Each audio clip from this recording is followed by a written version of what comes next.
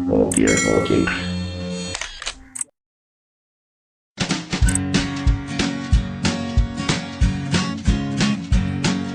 The Pope takes a poop and the President too, and the fancy grand banker in his three-piece suit, the big fat general and all of his troops. The truth of the matter is everybody poops.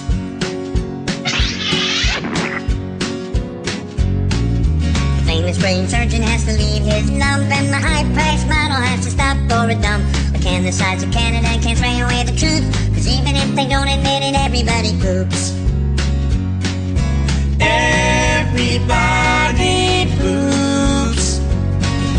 Everybody poops. Sure things number more than two. Death and taxes and everybody poops. Some days it's easy, other days it's hard, but if your system's working, thank your lucky stars. Nobody talks about it, not a word is said. If you're not pooping, then it means you're probably dead.